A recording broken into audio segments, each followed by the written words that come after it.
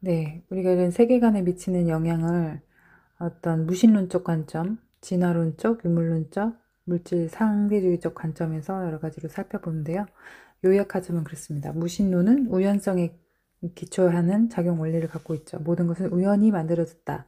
그래서 우리는 존재의 목적이 부재하고 때로는 그래서 되는 대로 하는 대로 운에 기대어 살아갈 수밖에 없죠. 그래서 그것으로 말미암아서 허무주의가 나타나고 현재에 급급하게 살아가고 또는 지금 이 순간만이 유일한 의미가 있기 때문에 쾌락주의에 빠지죠. 유행에 민감하고 그래서 실제적인 어떤 사회의 현상, 열매들은 우울증이라든지 자살, 허무하기 때문에 중독에 빠지죠. 의미가 없기 때문에. 그래서 미디어나 핸드폰, 알코올이나 마약 이런 것들에 빠지기가 쉽죠. 진화론적 관점 어떻습니까? 그 무신론이기 때문에 진화론이 그것을 무신론을 지지를 하죠. 생물은 적자 생존의 원리에 의해서 서바이벌 하면서 살아간다. 그래서 우성주의가 될 수 있죠. 발생되는 문제점은 함께 하기보다는 경쟁을 하게 되고 약자가 도태되는 것은 자연적으로 당연한 것이고 그래서 나는 약자가 아니라 강자가 돼야 된다. 그래서 그런 과정 중에 서열화를 하게 되고 때로는 그것이 집단 이기주의적으로 나타나죠. 이것은 어떤 공동체의 결속을 약화시키고 우정보다는 경쟁을 앞세웁니다. 그래서 이제 이건 어떤 사회 문제로 나타나는가? 왕따 문제라든지 우열감이나 열등감으로 그리고 입시 경쟁, 살아남아야 되니까 모든 것이 경쟁주의로 사회가 돌아가게 됩니다. 유물론은 어떤가요? 인간도 그 진화론의 관점에서 봤을 때 하나의 물질에서 시작되었고 그 진화된 어떤 물질의 하나일 뿐이다 라는 작동 원리에 의해서 물질 또는 이익에 인간의 가치가 매겨집니다. 인간의 존엄성이라는 건 사실 우리가 스스로 만들어낸 것 뿐이고 어떤 인간 존엄의 가치를 근본적으로 표현해 줄 수 있는 건 별로 없죠. 근데 인간이 도구가 되고 비인간성이 만연하고 가정 기능도 사회에 전가하게 됩니다. 뭐 이런 것들이 진짜 이제 사회 문제로 나타날 때는 살인이나 낙태 이런 것들이 너무 가능하죠. 강자에 의해서 할 수 있는 것들. 그리고 뭐 장기를 막 밀매를 한다든지 아니면 어떤 민족이 어떤 민족을 막 대량 학살한다든지 우성인 우리가 그들을 학살하는 건 너무 당연하죠. 유물론적 관점에서 그들은 인간이 아니라 약자일 뿐이죠. 또 물질주의는 어떻습니까? 유물론적인 거가 더 발달하면 물질주의나 성공주의로 빠지게 되죠. 물질은 더 많은 것, 더 좋은 것을 가지는 것이 그게 성공이다. 무엇이든지 다른 사람보다 내가 더 많이 가져야 그리고 누려야 그것이 성공이다. 이런 것들이 만연하게 되면서 주변인들이나 또 인류 전체에 대한 애정이 없죠. 내가 잘 되는 게 가장 중요하고 살아남는 게 가장 중요하죠. 그래서 경쟁사회고 강자가 독식하고 약자가 무시되면서 이기주의, 가치보다는 성공이 더 앞세워지죠. 우리 또 가정들은 거기에 이제 다 휩쓸려서 입시 경쟁, 성공을 위해서 모든 걸 희생하죠. 가정도 희생하고 건강, 관계, 시간 이런 것들 다 희생합니다. 그래서 말이 나온 게 금수저냐 흑수저냐. 이미 다 패배주의, 정말 흑수저로 패배주의가 됐든지 난 금수저야 하고서 우월주의에 빠지든지 이렇게 되죠. 그래서 나는 금수저가 되기 위해서 노력하죠. 상대주의. 상대주의라는 건 절대적 가치가 없다는 거죠. 왜냐면 우연히 생겨난 거니까 뭐 가치적으로 이것이 있는 게 아니라 어떤 살아남기 위해서 어떤 때에 맞춰서 때에 따라서 시간의 흐름에 따라서 어떤 사회에 따라서 가치는 항상 변한다. 그런 작동 원리에 의해서 인류를 관통하고 있는 절대적 가치는 없다. 항상 변한다는 것만 진리다. 이런 얘기를 하죠. 그래서 현재적인 탐닉에 집중하게 됩니다. 도덕적인 상대주의, 뭐 도덕도 뭐 살인이라는 것도 문화에 따라서 살인이 좋고 나쁨이 결정되고 어떤 도덕이라는 것도 인간 윤리라는 것도 그런 것도 되게 굉장히 어떤 상황에 따라서, 맥락에 따라서 윤리라는 것도 달라질 수 있다. 가정에 대한 가치를 말할 때도 그 가치가 중요한 것이 아니라 우연적으로 생긴 개인의 모임이 가정일 수밖에 없죠. 가치가 붕괴되고 교육 목표가 상실되기 십상입니다. 왜냐면 항상 가치는 변하기 때문에 교육 형사에서 일관적으로 일관되게 뭔가를 목표를 향해서 갈 수 있는 구심점이 없죠. 그 사회 현상으로 어떤 것들이 나타납니까? 가온이 사라지고 있는 가정, 어떤 가치를 전달하지 못하는 가정들이 많고 세대 차이가 존재하죠. 왜냐? 서로 생각하고 있는 가치가 다르기 때문에. 그리고 안대요가 사라진 가정과 교실. 왜냐? 네가 생각하는 내가 생각하는 어떤 가치가 없기 때문에 또 합의된 가치가 없을 수밖에 없고 개인마다 다 가치가 다르다고 인정하기 때문에 안대요라고 말할 수 없다. 중요한 걸 가르칠 수 없죠. 교육이라는 것 자체가 행해지기 어렵습니다. 그리고 부모권과 교권이 사라지고 있는 현재의 모습 볼 때 네가 뭐 가르칠 어떤 자격이 있느냐. 절대적 가치도 없고 항상 변하는데 지금 내가 살아가고 있는 내 현장 시간들은 엄마보다 내가 더 잘 알고 선생님보다 내가 더 잘 알고 그렇죠. 그렇기 때문에 부모님들이나 어떤 위의 권위가 사라지죠. 동성애가 만연하죠. LGBTQ라는 것, 레즈비언, 게이, 바이섹슈얼, 트랜스젠더, 그 다음에 questioned 계속 질문을 해가면서 성이라는 것들로 성도 어떤 생물학적인 성도 다 무시하면서 생물학적인 성도 다 무시될 수 있다. 내가 생각하는 대로 내가 이해되는 대로 내 성을 내가 바꾸겠다. 이런 거죠. 계속 바꿉니다.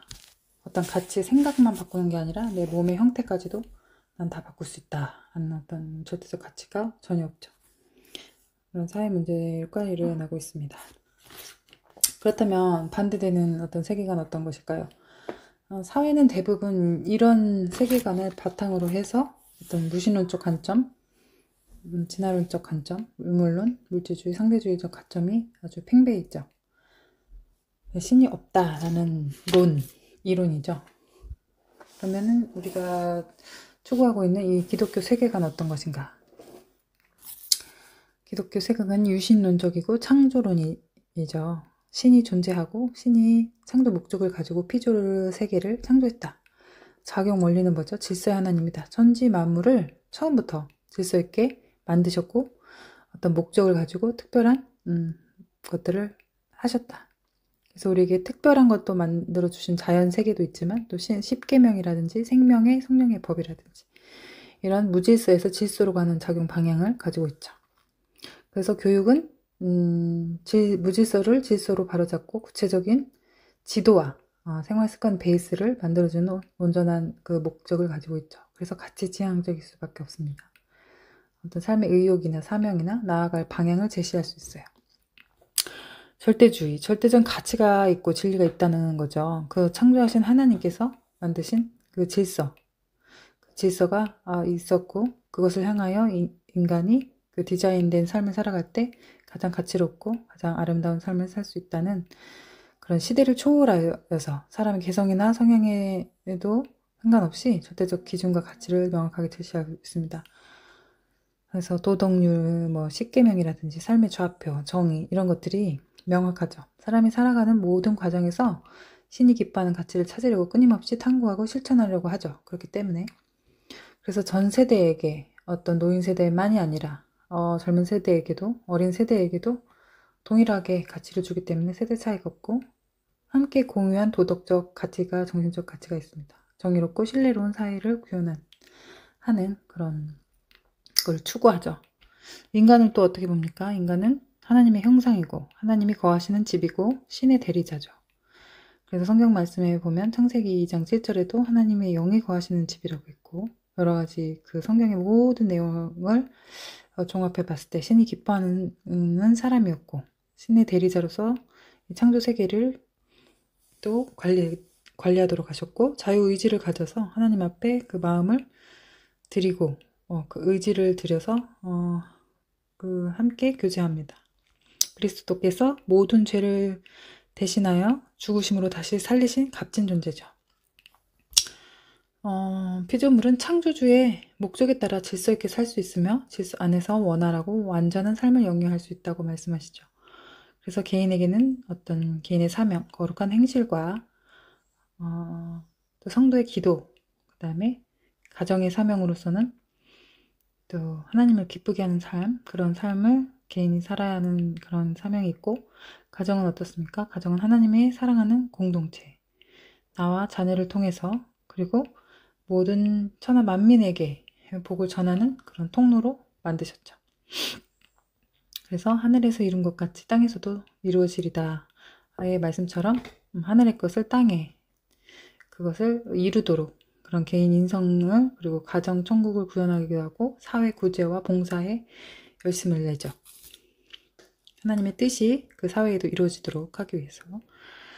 그렇지만 또 인간에 대해서 성악설을 제시합니다. 왜냐면 인간이 그 어떤 하나님께서 처음 주신 아름다웠다라고 기뻐하신 그 사람이 죄를 지음을 통해서 하나님의 통치가 거부되었고 인간이 타락했죠. 그래서 더 이상 하나님의 영이 거하시지 않는 곳이 됐고 사단이 지배하는 그 집이 되어서 어떤 죄성을 가지게 됐죠. 그 죄에 종노릇한다라고 로마서 말씀하셨고 죄를 이기지 못한 인간이 되었죠. 그래서 교육이라는 것은 또는 어떤 훈련이라는 것은 그리스도의 형상을 회복하는 것이고 그것을 통해서 죄라는 고집을 뽑아내고 죄의 열매를 걷어내고 부드러운 땅에 말씀을 심어야 합니다. 성령의 도우심으로 하나님의 통치를 받게 하는 것이 교육이죠. 그래서 성령의 열매를 맺게 하는 데까지 이르러야겠죠. 그런 명확한 교육 목표가 있습니다. 가정은 어떻습니까? 가정은 생명의 공동체예요. 우연히 만들어진 어떤 사람들 간의 집단이 아니라 그건 생명의 공동체고 하나의 교회입니다. 하나님의 구원 사역을 이루어가는 도구로 디자인됐죠. 아브라함의 하나님, 이삭의 하나님, 야곱의 하나님 이런 자손들을 통해서 하나님은 자신의 일을 이루시고 그 기뻐하신 뜻을 가정에서 하시죠. 결국은 그 가정을 통해서 그리스도가 나심을 통해서 가정이 단순한 남녀의 어떤 이끌림에 의해서 만들어진 그런 조직이 아니라 거룩한 생명을 이어가고 그것을 통해서 어떤 구원적인 통로로 구원의 통로로 사용되어지신 되는 아주 커다란 역할을 가정이 담당하고 있습니다.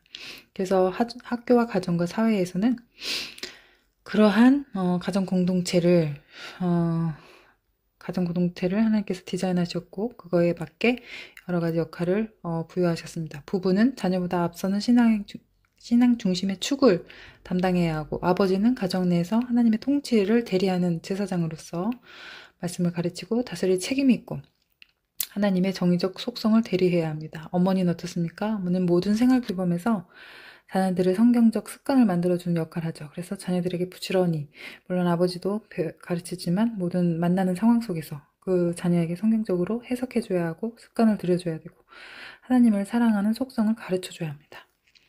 그런 역할들을 통해서 기독교적인 세계관에서는 그런 열매를 맺죠. 무신론적 세계관에서는 어떤 열매를 맺습니까? 출애굽기 20장 3절에서 17절에 하나님보다 다른 신을 더 사랑하게 되고 하나님의 이름을 망령되이 부르게 되고 안식을 잊고 지키지 않게 되고 부모를 공경하지 않고 살인, 간음, 도둑질, 거짓 증거, 탐심을 하게 되죠. 신명기 말씀을 아주 반대로 합니다. 신명기가 아니라 십계명의 말씀을 아주 반대로 하죠. 왜냐? 죄 있는 사람은 하나님 명하신 거에 반대로 그 사단의 종노릇하기 때문에 로마서 1장 29절에서는 불의와 추악과 탐욕과 악의와 시기와 살인과 분쟁과 악독과 수근수근함과 이런 것들이 사회에 만연하죠. 무신론적 관점, 유물론 물질주의, 상대주의, 인본주의에 그는 모든 그 뿌리가 이런 열매를 맺게 하죠.